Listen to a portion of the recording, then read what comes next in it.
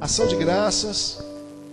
Damos sempre graças a Deus, Pai de nosso Senhor Jesus Cristo, quando oramos por vós, desde que ouvimos da vossa fé em Cristo Jesus e do amor que tendes para com todos os santos, por causa da esperança que vos está preservada nos céus, da qual antes ouvistes pela palavra da verdade do Evangelho, que chegou até vós, como também em todo o mundo está produzindo frutos e crescendo.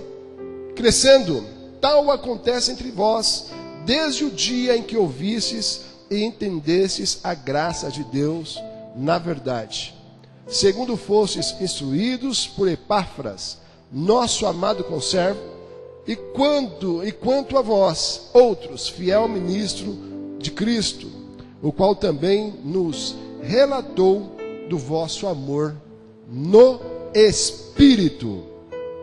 Muito obrigado, Pai, porque o Senhor é o Deus de misericórdia e graça, Senhor. Nós te louvamos porque o Senhor está conosco.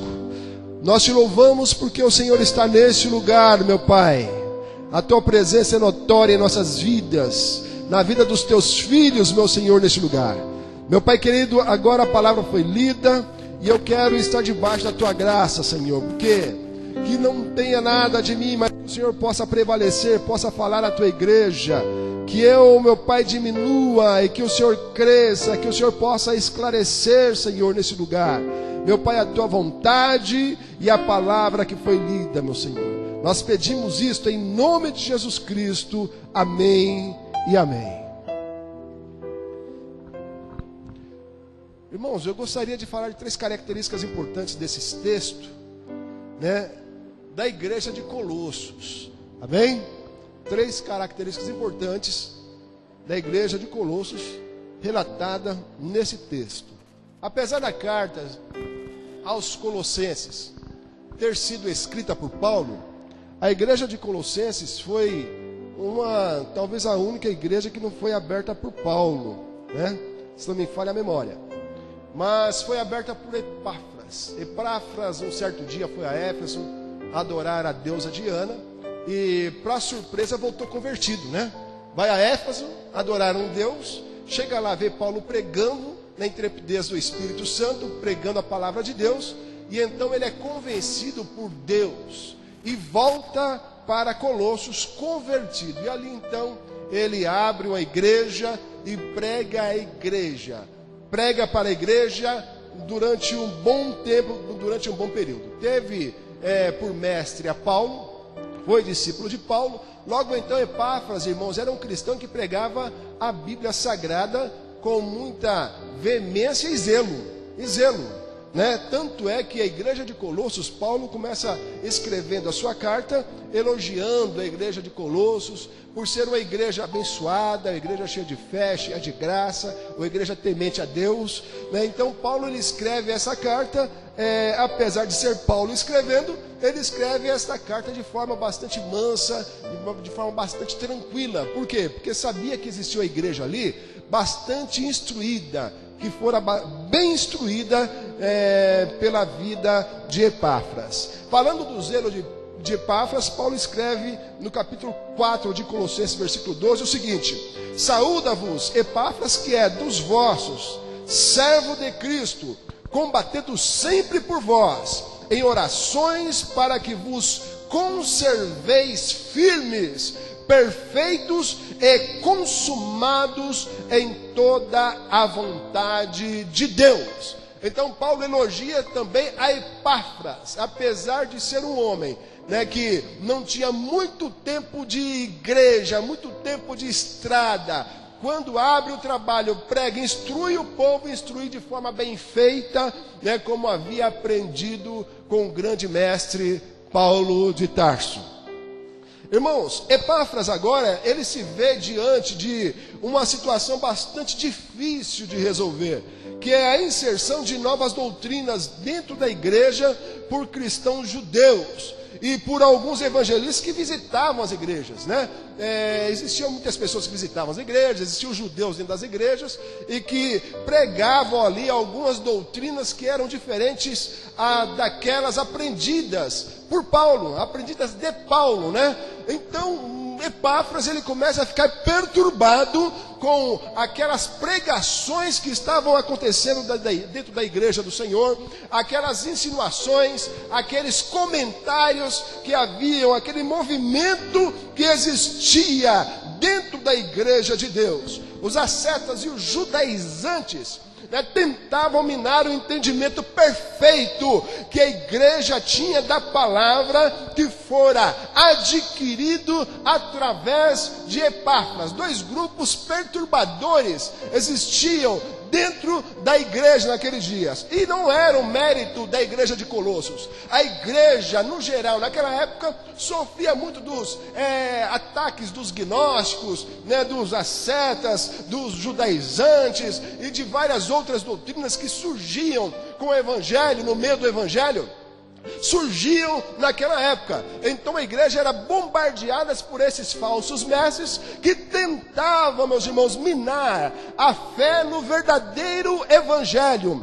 Eles tentavam minar a crença na palavra como havia aprendida de Paulo e dos apóstolos, de Paulo e de todos aqueles que, olha, temendo a Deus, ensinavam a igreja do Senhor, para que eles pudessem então ter somente um caminho a seguir, que era o caminho de Cristo, a qual levava para os céus, que era o caminho de Cristo, a qual levava para a glória, que era o caminho de Cristo, que mostrava a direção da salvação. Este era o caminho que os apóstolos pregavam nas igrejas, mas estes homens tentavam instruir a igreja ou inserir na igreja algumas doutrinas que traziam um fardo muito pesado aos filhos de Deus.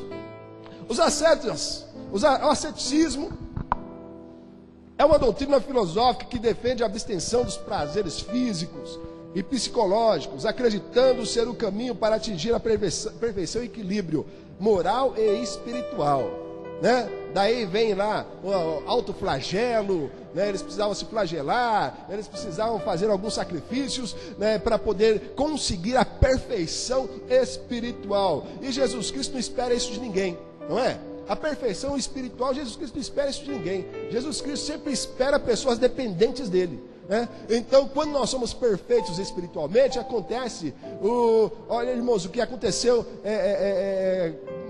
com Elias, né? Elias chegou a um certo momento que parece que o mundo ficou pequeno para ele, e então Deus teve que fazer o seguinte: olha, vamos pegar um carro de fogo e levar Elias para o céu, levar Elias para a glória. E meus irmãos, a perfeição, ela não pertence ao ser humano. Logo então, não adianta eu me autoflagelar. Não adianta eu subir a escada de 300 degraus de joelho para poder ficar perfeito diante de Deus, porque, olha, eu só vou me sacrificar. Dificilmente serei um homem perfeito diante de Deus. O que me faz melhor são as misericórdias de Deus em minha vida. O que me faz melhor é a presença do Espírito Santo em mim, que me ajuda a melhorar o meu caráter, a minha forma de viver, que ajuda realmente a melhorar a minha vivência entre as pessoas na sociedade. Isso quem faz é o Espírito Santo que habita em mim, porque se depender de mim e dos meus sacrifícios para ser um homem perfeito, jamais serei. Eu jamais serei. Os judaizantes eram uma seita de cristãos judeus que pregavam justamente o que, meus queridos? O judaísmo no meio deles. Eles queriam que eles pudessem, inclusive os gentios, né? Eles deveriam obedecer às leis de Moisés, deveriam viver o judaísmo para então conseguir aceitar a Cristo, ao Messias prometido. Então eles achavam que todos tinham que se circuncidar. Eles pregavam que todos tinham que entrar pela lei de Moisés, mas Jesus, ele veio para cumprir a lei. E quando ele vem para cumprir a lei, ele tira de nós essas obrigações, e agora nós passamos a observar a vida de Jesus Cristo. E Jesus chega a dizer para nós que eu sou o caminho. Ele diz agora, eu sou o centro das atenções. O que eu peço a vocês é que vocês vivam uma vida cristocêntrica. Então ele diz, eu sou o caminho, eu sou a verdade e eu sou a vida. Então seguir aos ensinamentos de Cristo era o que os apóstolos pregavam. Seguir o que Jesus ensinou era o que os apóstolos pregavam para o povo naquele lugar. E seguir o que Jesus ensinou é o que nós pregamos nos dias de hoje. Que nós possamos seguir os seus mandamentos, que nós possamos seguir a tua misericórdia, que nós possamos seguir tudo que Ele nos ensinou. Logo então, se nós entrarmos por teus ensinamentos, nós estaremos no caminho, na verdade e na vida.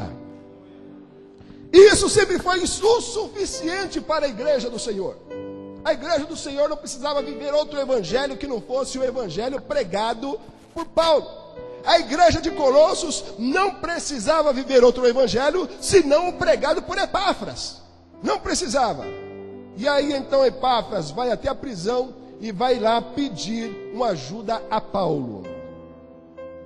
E Paulo escreve então a carta a Colossos, orientando que eles não precisavam viver um outro evangelho, senão aquele pregado por um homem de bom caráter, aquele pregado por um homem temente a Deus, aquele pregado por um homem que obedecia a Deus, por nome Epáfras.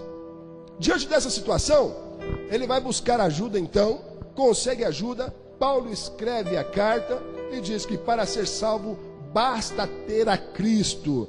Cristo, aquele que morreu pelos pecadores, o Cordeiro Pascal, que é comemorado pelos homens, inclusive farão festa na próxima semana, mas que não é respeitado por eles.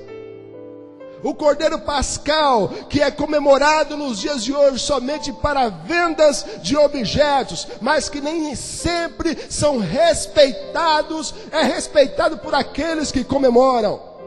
E Paulo deixa bem claro que, olha, basta ter uma vida com Cristo, basta realmente ter a Cristo na vida e obedecer os seus mandamentos, e então conseguirão a salvação.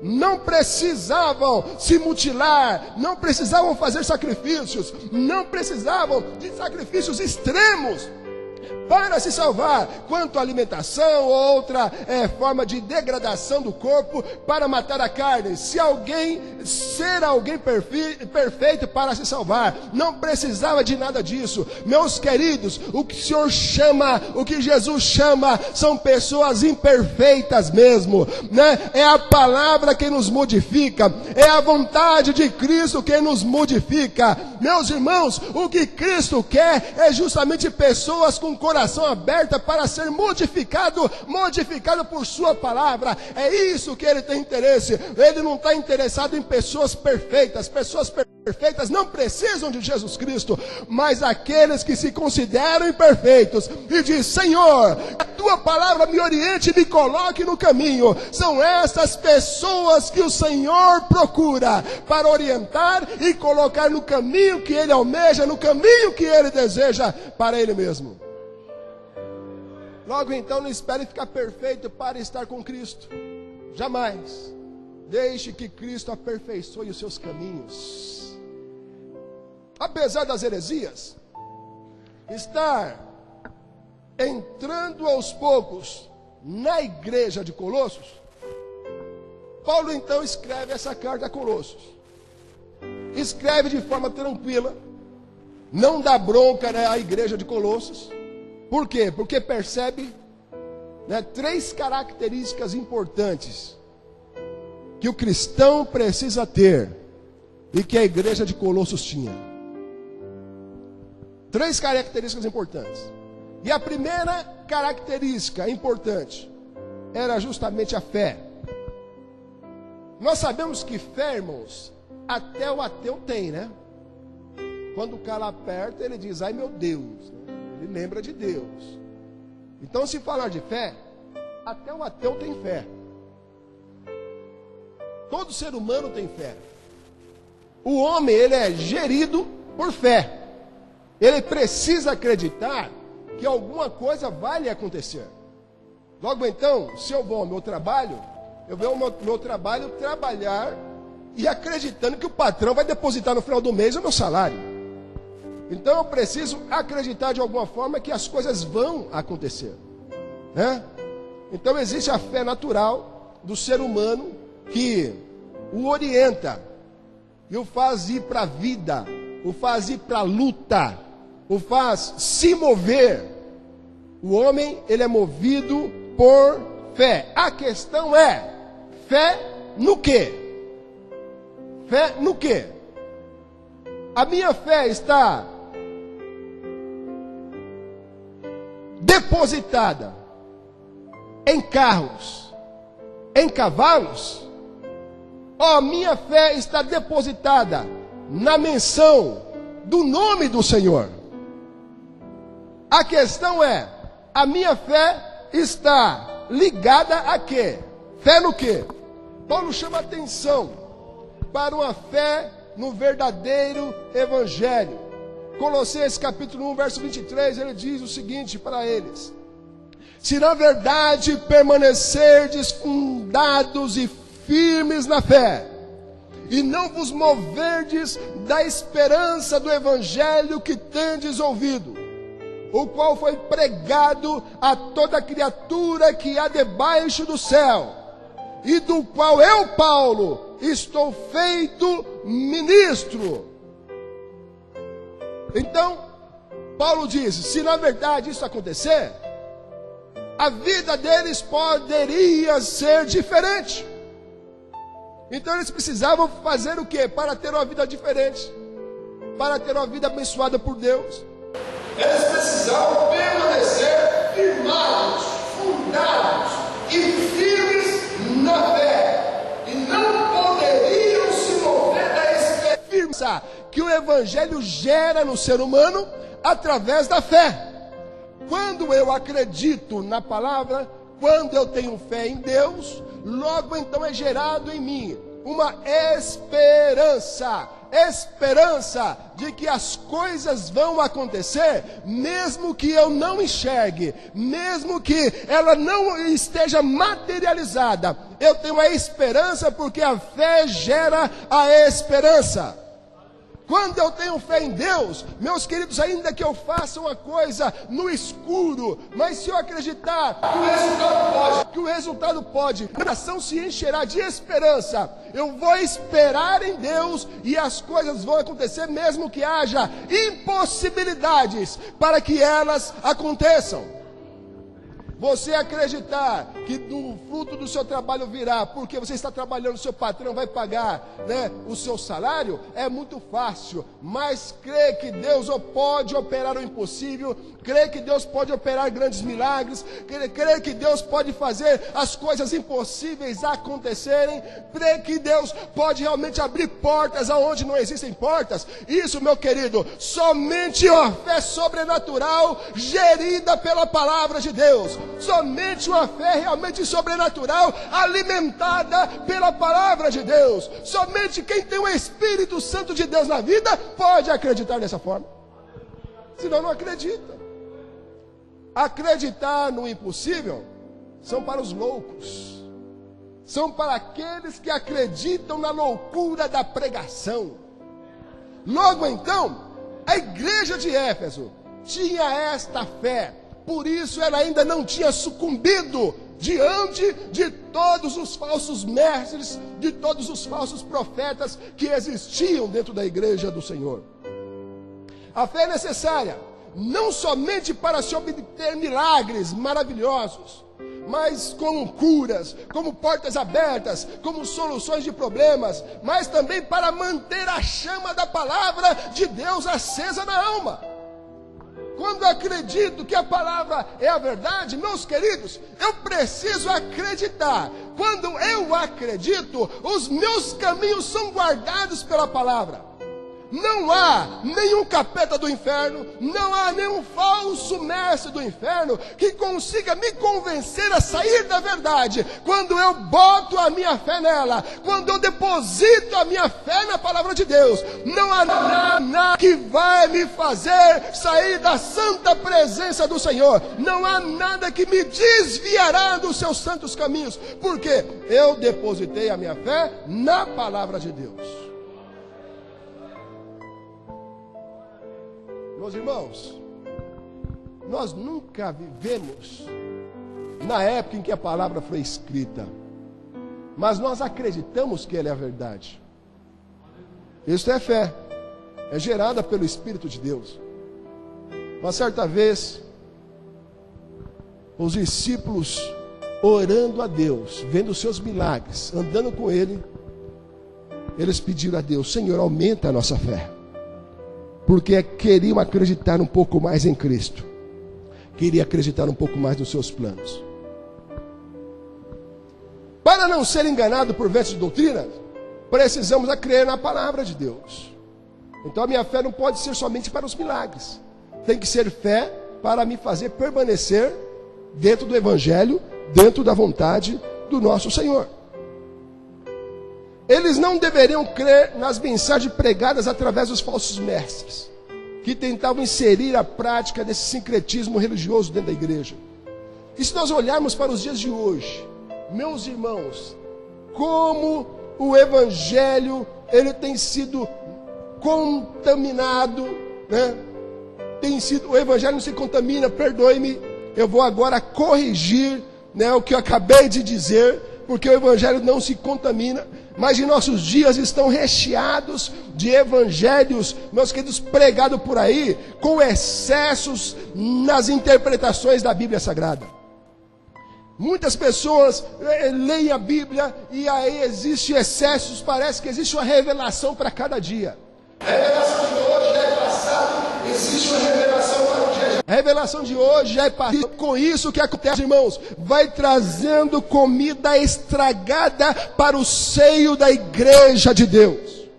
E nós, meus queridos, vamos ouvindo muitas delas e vamos achando bonito, vamos achando gostoso e vamos permitindo que o nosso coração vai se enchendo delas. O que acontece é, meus irmãos, o meu coração precisa estar firmado no Senhor. E para isso eu preciso ter uma base sólida, que é justamente a Jesus Cristo e a sua palavra. Mas não podemos, meus queridos, rechear de interpretações que não condiz com a verdade da Bíblia Sagrada. Se existem interpretações que não diz, nós precisamos repudiar. E quando eu tenho fé na palavra, meus irmãos, uma das coisas que me acomete, que me acontece, é trazer justamente, meus queridos, olha, um dom bastante especial que todos os filhos de Deus precisam ter, que é o dom do discernimento. Quando eu acredito na Bíblia, eu leio ela, eu temo ela, eu realmente a respeito, logo então o Senhor me dará discernimento de tudo que é pregado e não lhe pertence, de tudo que é pregado e não é a verdade, de tudo que é pregado e não está realmente dentro da vontade de Deus, porque eu vou ser orientada por ela. Hoje existem muitos ventos de doutrinas, como existia na época de Colossenses, no mundo, sendo pregado na nossa face, sendo pregado, meus queridos, para todos que quiserem ouvir. Nossos dias estão recheados. 1 Tessalonicenses, capítulo 5, versículos 20 e 22, diz o seguinte: não desprezeis as profecias, examinai tudo, retende o bem, abstende-vos de toda a aparência do mal. Logo então, Paulo orienta a igreja de Tessalônica, que também havia recebido os ataques dos falsos mestres, que não deveriam desprezar as profecias. mas deveriam examinar a tudo, fazer como os bereanos. Tinha que ser como os bereanos. Paulo pregou para os bereanos, mas os bereanos, eles corriam para casa. Por não conhecer a Paulo, abriam a palavra, abriam a Bíblia, iam conferir: será que esse Paulo está pregando a verdade? Será que o que ele prega é a verdade? Eles iam conferir. Depois de uns 3 cultos, os bereanos começaram a assimilar e a confiar um pouco mais em Paulo. Não, esse Paulo aí não é brincadeira não, rapaz. Esse homem prega a verdade, sim. Esse homem prega a verdade, porque tudo que ele prega a gente confere, está batendo com a Bíblia, está batendo com a palavra de Deus. E Paulo orienta a fazer o quê? Como os bereanos. Quando foi pregada a palavra de Deus, quando for pregado o Evangelho de Cristo aqui, chegando em casa, abra a Bíblia, examine, procure saber se foi pregado a verdade, para que você não aceite tudo que for lhe pregado. Saindo daqui, pode verificar se eu estou falando a verdade. Faço questão de que você chegue em casa, abra a Bíblia e vá conferir. É muito bom para o cristão conferir tudo, né, pastor? Porque acaba lendo a Bíblia, acaba se envolvendo na palavra de Deus. Nós precisamos conferir, nós precisamos examinar. Precisamos examinar. E aí ele diz: retende o que é bom. Amém? Não é porque eu, na função que exerço, estou pregando que você deve engolir a tudo. Você precisa chegar em casa e verificar se estou pregando a verdade para vocês. Examine. Vamos examinar o que está sendo pregado. Vamos examinar o que está sendo falado. E com isso nós vamos nos abster de toda aparência do mal. Fé para vencer o mundo, suas tentações e tentativas de engano. 1 João capítulo 5, versículo 4. João diz o seguinte: porque todo que é nascido de Deus vence o mundo, e esta é a vitória que vence o mundo, a nossa fé. Sem ela, nada de vencer o mundo. Sem ela, nada de realmente ser vitorioso no mundo. Nós precisamos ter uma fé firmada na palavra. Logo então, meus queridos, a cada dia precisamos ler a palavra de Deus e dizer: Senhor, traga para o meu coração, Jesus. Ler a Bíblia Sagrada e traga para o meu coração, Jesus. Quando o pastor pregar aqui, quando os obreiros pregarem aqui, eu preciso observar a palavra e trazer para a minha alma. Acreditar que ela pode mudar a minha forma de viver, a minha forma de agir. Acreditar que ela pode mudar a minha forma de acreditar. De acreditar. E logo então, eu vou ter uma fé inabalável que vence o mundo. A fé não serve somente para milagres. É a minha fé que me faz permanecer de pé. Quando eu acredito, eu permaneço de pé. Se eu acredito que a palavra é verdade, eu fico em pé, não há quem vá me derrubar. Porque eu me torno um vigilante, um crente vigilante em tua presença, na presença de Deus. Logo então, meus irmãos, nós precisamos fazer como o povo de Colossenses. Olha, por mais que vocês venham com essas churumelas, por mais que vocês venham com essa conversa fiada, eu quero dizer o seguinte: Epáfras é um homem sério. Ele pregou para a gente, e o que vocês estão falando não está batendo. Não está batendo. E é assim que será a igreja de São Caetano. Quando vier um outro evangelho, vocês vão dizer: olha, não é isso que eu aprendi do pastor Pedrosa, não é isso que eu aprendi dos seus obreiros. E eu acredito que a palavra que eles pregaram é a verdade, porque elas realmente estão firmadas em tudo o que está escrito na Bíblia. Estão baseadas na Bíblia Sagrada. Então, não vou aceitar o que vocês estão pregando. Segunda característica: o amor. O amor que aqueles irmãos tinham uns pelos outros. Eles eram conhecidos por seu amor por todos os santos. E isto era ótimo para a reputação da igreja. Para a reputação da igreja. Porque o amor que existia na igreja de Colossos ultrapassavam as divisas da cidade. havia chegado a Paulo, havia chegado a muitos irmãos de Éfeso, havia chegado a Tessalônica, havia chegado em várias cidades vizinhas. O amor que aqueles irmãos sentiam um pelos outros. E todos que chegavam dentro da igreja, vinham para a igreja para ouvir a palavra de Deus, eles se sentiam acolhidos, porque havia um amor especial no seio da igreja. Em relação a Jesus, eles mostraram fé. Em relação aos seus irmãos, eles demonstraram amor. Estavam seguindo os ensinamentos que João ensinou, 1 João capítulo 4, versos 20 e 21, que diz: se alguém diz, eu amo a Deus, e odeia seu irmão, é mentiroso. Pois quem não ama a seu irmão, a qual viu, como pode amar a Deus, a quem não viu?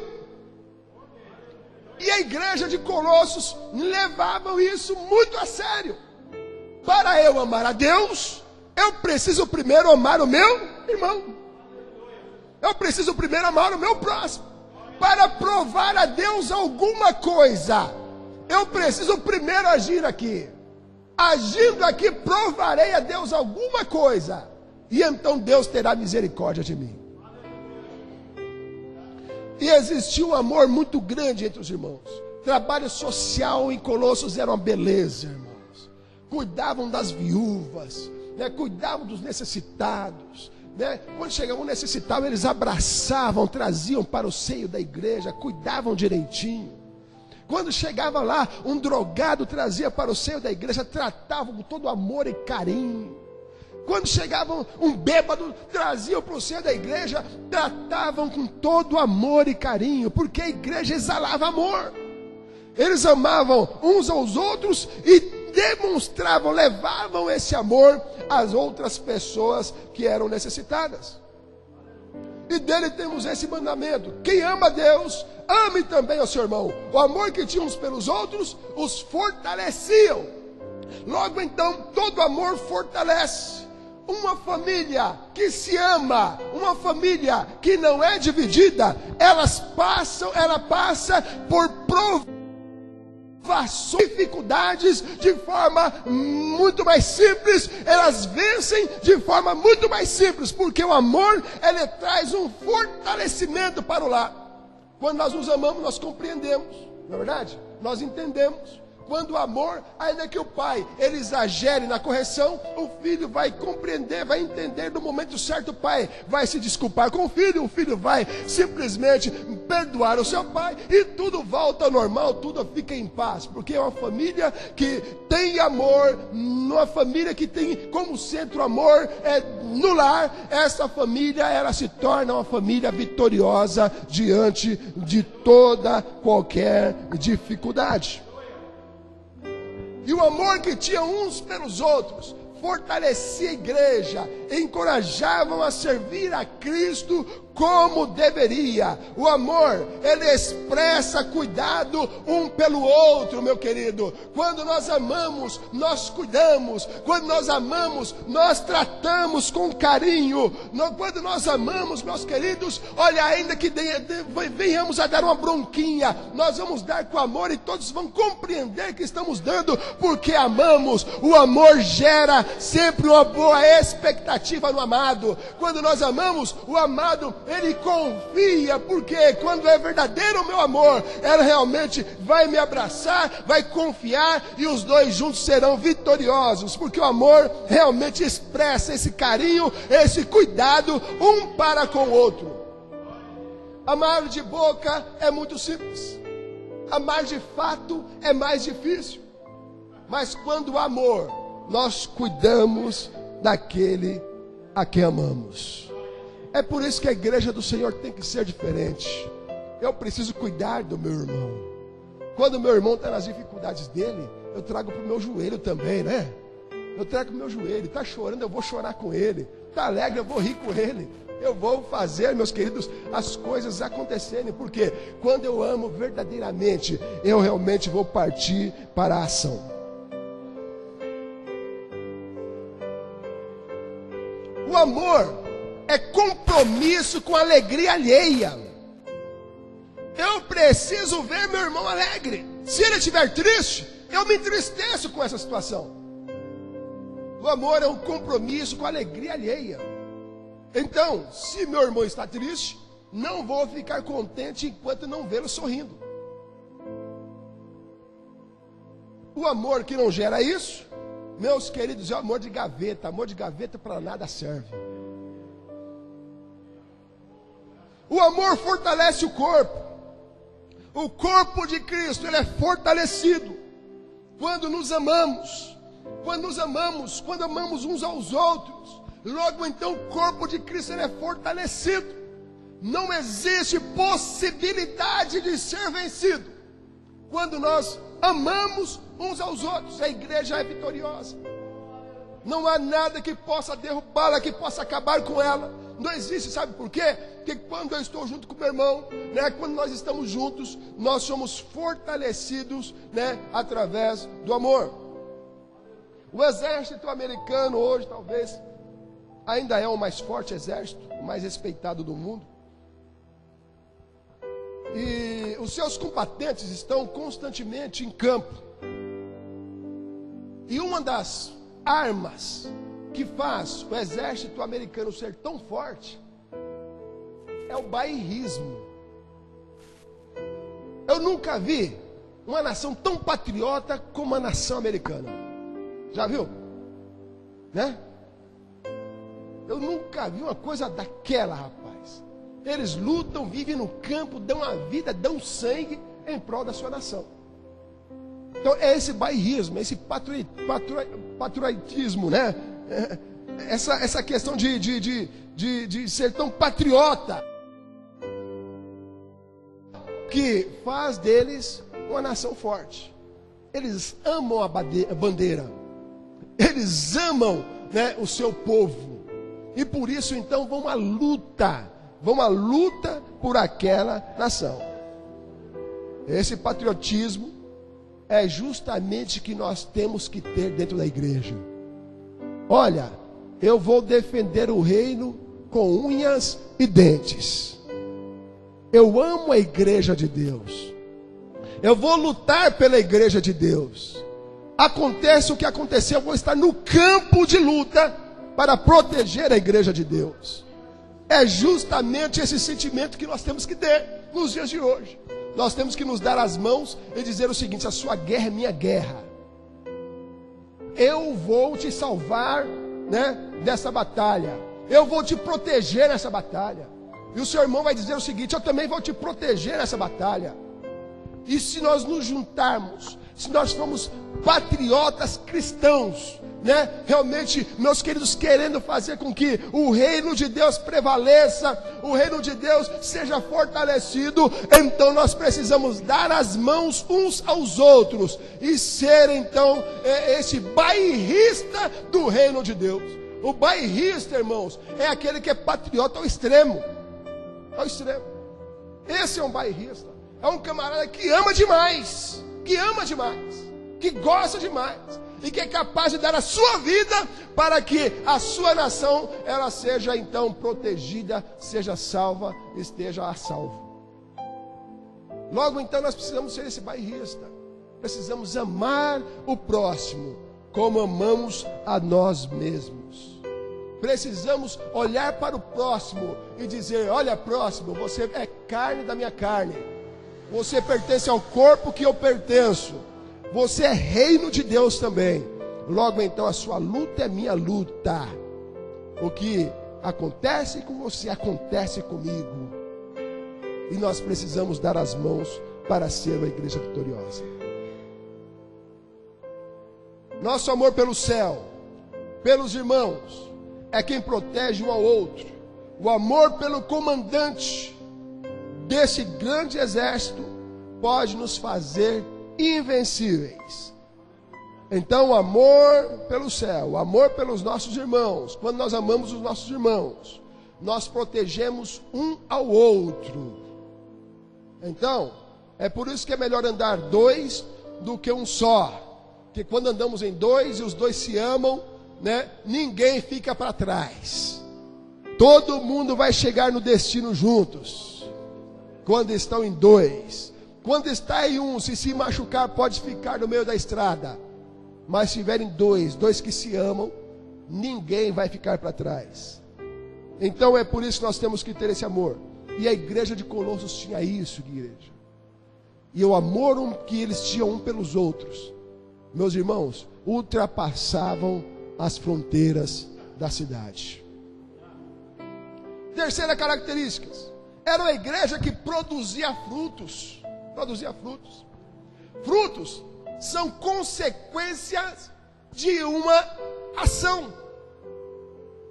Os frutos é uma consequência de uma ação. Se eu planto um pé de manga, eu vou colher manga, porque eu tive a ação de plantar o pé de manga. Se eu plantar limão, eu vou colher limão, porque eu tive a ação de plantar o limão. Logo então, os frutos são consequências da ação que eu gerei, da ação que eu resolvi tomar. Paulo, ele fala à igreja de Gálatas sobre esta questão. Gálatas capítulo 6, 7, 8, ele diz: não erreis, Deus não se deixa escarnecer, porque tudo que o homem semear, isso também ceifará. Porque o que semeia na sua carne, da carne ceifará a corrupção. Mas o que semeia no Espírito, do Espírito ceifará a vida eterna. Tiago diz, no capítulo 2, versículo 26, porque assim como o corpo sem o Espírito está morto, assim a fé sem obras é morta. Então eu dizer que tenho fé e não mostrar obras, eu dizer que tomo ação, mas não tenho resultado, é dizer o seguinte, que o que eu estou tomando, não é uma ação correta, concreta, porque eu só vou colher daquilo que eu definitivamente plantar. Definitivamente plantar. Logo então, se a minha fé é uma fé viva, é uma fé de ação, eu vou colher resultados da minha fé. Se o meu amor ele é verdadeiro, eu vou colher resultados do meu amor. Então toda ação, ela vai gerar uma reação. Qualquer uma ação que eu tomar, vai gerar uma reação. Quando eu tomo a atitude, meus queridos, de ser um cristão descansado, sentado no banco, sem ser útil no reino de Deus, sem ser útil na obra de Deus, sabe o que vai acontecer comigo? Eu vou ser um crente, um cristão totalmente doente no reino de Deus. Eu nunca estarei de bem com Deus. Meus irmãos, todos que me perguntarem se eu estou bem ou se eu estou mal, eu vou sempre responder que estou mal, porque eu nunca estarei bem. Se eu tomar a atitude de ser um cristão somente de banco, não ser um cristão de realmente de uma ação mais efetiva, eu vou colher o que eu planto. Logo então o que eu preciso fazer é o quê? Tomar a atitude de me levantar e dizer, não, eu preciso ser um cristão útil no reino de Deus. Eu preciso me levantar, eu preciso sacudir a poeira e eu preciso fazer alguma coisa pela obra de Deus, para que eu possa colher coisas boas no reino de Deus. Meus irmãos, se eu não planto, como é que vou colher de Deus? Deus seria injusto com Ele mesmo, em dizer, você não está plantando, mas eu vou dar para você. Não, nós precisamos plantar alguma coisa, precisamos fazer alguma coisa. E se fazermos alguma coisa, o que nós vamos fazer? O que vai acontecer? Nós vamos gerar resultados no reino de Deus. Logo então, meus irmãos, quando eu resolvo animar a minha fé, acreditar cegamente em Deus e dizer, Senhor, eu acredito em Ti, meu Pai. Se o Senhor fizer, eu acredito. Se o Senhor não fizer, eu acredito. Da mesma forma, eu vou gerar resultados. Se eu amo meu irmão de forma incondicional, eu vou gerar resultados. Se eu me levanto na igreja e digo, pastor, eu quero ser útil na tua casa, na casa de Deus. Eu quero ser útil, eu preciso fazer alguma coisa, eu vou gerar resultados. Se eu resolvo levantar e dizer, eu vou trazer mais 3 pessoas para a casa de Deus no próximo domingo. Eu quero trazer aqui mais 2 pessoas para a casa de Deus no domingo. Eu vou gerar resultado, porque eu tomei a atitude de me levantar e tomar uma ação. E a ação vai ser a reação.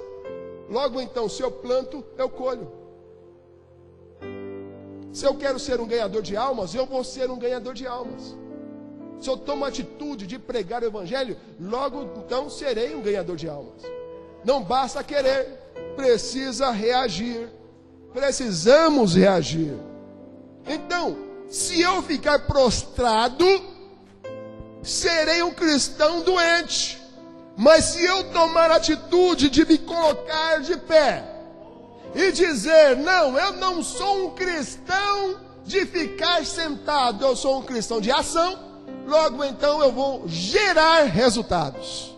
Gerar resultados, né? Não tem como receber salário se eu não trabalhar, a não ser que eu seja filho de pai rico, né? Aí eu vou receber a mesada, mas eu preciso ser filho, e se não for filho também não recebo nada, não é? Então, é ação, meus queridos, já que eu tenho um pai rico, recebo, mas se não eu tenho que trabalhar. Se eu trabalho eu recebo o meu salário, se eu não trabalho, meus queridos, vou morrer de fome, ou vou depender sempre de alguém, serei uma pessoa totalmente sem brilho, né? Uma pessoa totalmente sem amor próprio, né? Uma pessoa realmente apagada diante da sociedade. A igreja de Colossos tinha fé, ela tinha amor, e não tinha isso somente de boca, mas de ação, porque a igreja gerava frutos, produzia frutos. Ainda que existiam na sociedade pessoas que tentavam desacreditar sua pregação, a igreja de Colossos continuava firme, admoestando uns aos outros, e ia crescendo na graça, crescendo no conhecimento e também em volume de pessoas, porque a igreja, meus queridos, crescia demais. Justamente por quê? Porque resolveram crer na verdade da Bíblia e pô-la em prática. Logo então, se para mostrar para Deus que, olha, eu só o amo se eu amar meu irmão, então vamos fazer o seguinte, irmãos, vamos nos amar, né? E olha, quando nós resolvemos nos amar, o que acontece? Esse amor começou a se espalhar pelo bairro, começou a se espalhar pelas circunvizinhanças, né? E começou a se espalhar para fora dos portões das cidades. Por quê? Porque existia um amor verdadeiro naquele lugar. E isso só acontece quando somos tocados por Deus e por sua palavra. Colossenses capítulo 1, versículos 5 e 6 diz o seguinte: por causa da esperança que vos está reservada nos céus, da qual já antes ouvistes pela palavra da verdade do evangelho, que já chegou a vós, como também está em todo o mundo, e já vai frutificando, como também entre vós desde o dia em que ouvistes e conhecesse a graça de Deus em verdade. Logo então, meus queridos, quando a palavra de Deus, ela chega e ela é pregada e nós acreditamos nela, ela vai frutificar, ela vai gerar em nós a ação de tomarmos certas atitudes, meus queridos, que será boa para a nossa vida espiritual, para a nossa vida com Deus e para a nossa vida entre irmãos. O evangelho tem poder de gerar isso em nós. Ele gera em nós esse desejo de ser alguém diferente da sociedade, gera em nós esse desejo de obedecer a palavra de Deus, gera em nós esse desejo de fazer a vontade de Deus. De fazer a vontade de Deus. É a palavra que gera isso em nós. Não existe outra coisa, né? Não existe autoajuda para isso, não é? Não existe prosperidade para isso, não existe. Não, a palavra de Deus é que norteia as nossas almas e nos coloca nos eixos. A graça nos leva a produzir frutos dignos de salvação. Que tipo de ação nós temos tomado para produzir frutos? Que tipo de ação? Né? Nós queremos ser uma pessoa que gera frutos, mas não queremos plantar. Se nós não plantarmos, não vamos gerar frutos, né? Mas se a gente planta, a gente colhe. Aleluias, né? O reino de Deus é perfeito, irmãos. Ele é justo. O reino de Deus é justo. Eu preciso tomar a minha atitude. A minha atitude. É isso que eu preciso tomar, né? E para que então eu possa ser misericórdia, tenha a misericórdia de Deus e possa então, meus queridos, conhecer tudo o que Deus tem para a minha vida. Às vezes, irmãos, nós desenhamos um Deus tão pequeno, né? Um Deus tão pequeno. Às vezes nós desenhamos em nossas vidas um Deus tão limitado, tão limitado. Meus queridos, Deus é ilimitado em seu poder, né? Deus é onipotente. E a presença dele está em todo lugar, porque ele é onipresente. Logo então, é ilimitado esse Deus. E nós precisamos conhecê-lo. Oséias, ele orienta o povo de Deus a não parar de conhecer a Deus, porque Israel havia parado de conhecer a Deus. Israel estava pecando contra Deus. Israel havia desistido de servir a Deus. E então Oséias diz: olha, sigamos e prossigamos em conhecer ao Senhor. Sabe por quê? Porque por mais que conheçamos a Deus, Deus ainda é maior do que tudo isso. Por mais que conheçamos bem a Deus, Deus ainda tem muita coisa a revelar.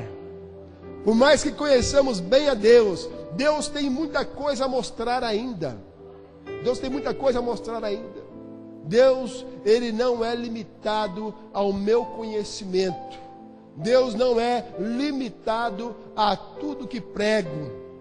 Deus não é limitado à minha humilde fé. Deus é maior do que todas essas coisas. Por isso, então, conhecê-lo é sempre necessário, dia após dia. Dia após dia, né? Então o que acontece? Por mais que conheçamos a palavra de Deus, Deus quer se revelar mais ainda em sua palavra, não é, pastor Pedrosa? Um homem aí que lê tantos livros, né, pastor Pedrosa, que fala de tantos livros abençoados, mas que, por mais que leia, precisa conhecer um pouquinho mais de Deus, não é? Não é, pastor? É assim que funcionam as coisas. Por mais que a gente conheça a Deus, nós precisamos saber um pouquinho mais dele. Logo então, que tenham plantado nos dias de hoje. Para mim tá bom. Conhecer a Deus, para mim tá bom, tá tranquilo. Não preciso mais de nada. Eu estou sossegado do jeito que eu estou com Deus. Não, meu querido, não seja dessa forma. Vamos fazer o seguinte: vamos para cima. E diz: Deus, eu quero um pouco mais de ti. Eu quero um pouco mais da tua palavra. Eu quero compreender um pouco mais da tua vontade. Olha, eu quero produzir frutos dignos de salvação. Frutos dignos, né, de realmente libertação. Frutos dignos, meu Pai, de um crente cheio do poder, cheio da graça do Senhor. Que tipo de ação nós temos tomado para produzir frutos? Estamos na ação de que, olha, o meu conhecimento de que tenho de Deus está bom? Ou estamos na ação de, olha, eu quero conhecer um pouco mais de Deus para a minha vida. Eu quero um pouco mais de Deus para a minha vida. Qual é a ação que eu tenho realmente tomado nos dias de hoje para produzir frutos? E que tipo de fruto eu vou colher com a minha ação? Se a minha ação é raquítica, frutos raquíticos. Se a minha ação é poderosa, frutos poderosos. Paulo produzia frutos por constrangimento, né? Paulo produzia frutos por constrangimento. Ele dizia o seguinte, que ele era constrangido a fazer a obra de Deus do jeito que ele fazia. Mas ele fazia por constrangimento. Quando ele olhava para a cruz, ele dizia: como que eu não posso fazer nada por esse Jesus?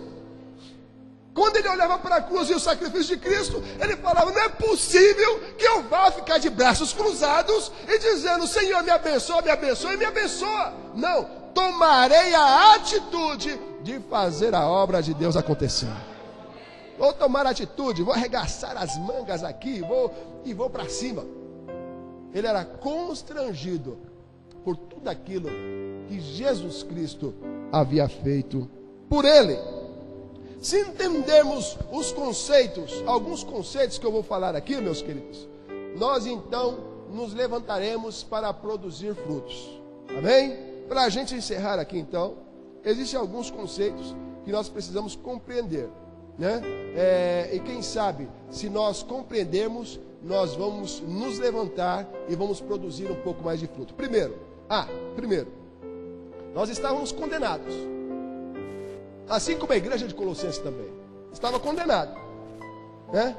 E nós somos os únicos culpados pelos nossos pecados. Nós somos os únicos culpados pelos nossos pecados. E nós estávamos condenados. Mas Deus, por tua misericórdia, concedeu a Jesus Cristo, e esta morte de Cristo gerou em nós uma salvação que nos leva para a vida eterna. Paulo era constrangido por essa questão. Eu estava perdido, condenado, não servia para nada, né, culpado dos meus próprios pecados. Mas vem Jesus, me abraça e diz: olha, não, a partir de hoje trouxe salvação à sua vida. Me abraça e diz: olha, hoje ainda, se você tombar, entrará no paraíso comigo. Então Deus, através da sua misericórdia, me trouxe salvação.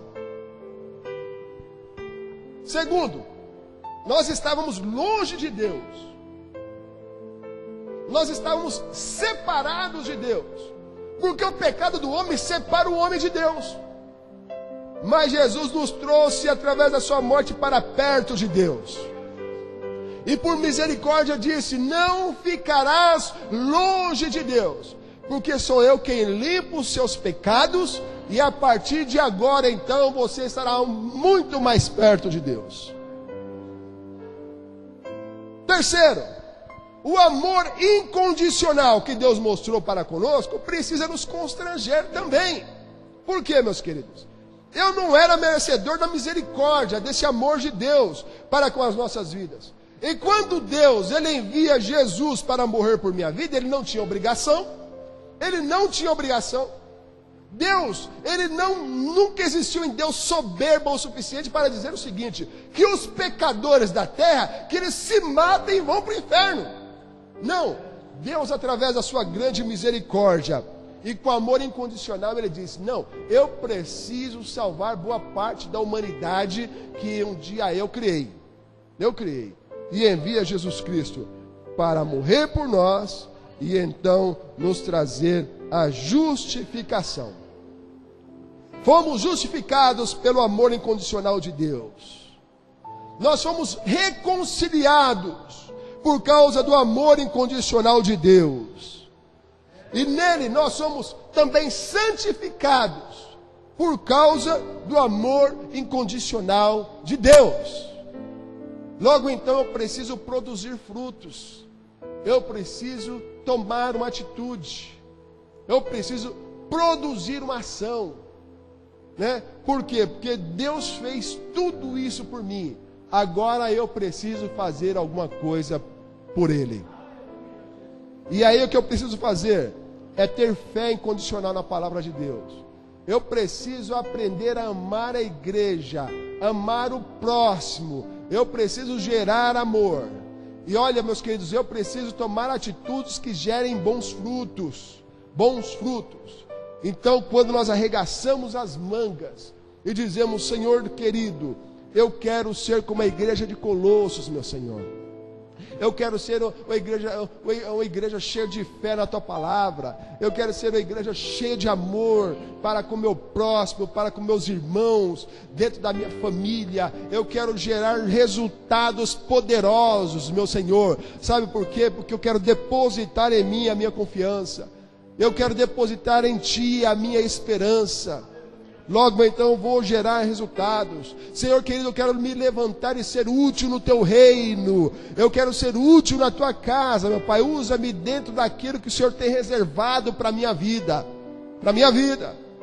e logo então eu vou gerar frutos. A igreja de Colossos era uma igreja, meus queridos, que era uma igreja de atitude, e atitude que gerava frutos. Nada do que fazia somente de boca, somente de palavras, mas fazia por atitudes. Amém? E por isso então gerava grandes resultados. Abaixa um pouquinho a sua cabeça. Nós vamos falar com Deus.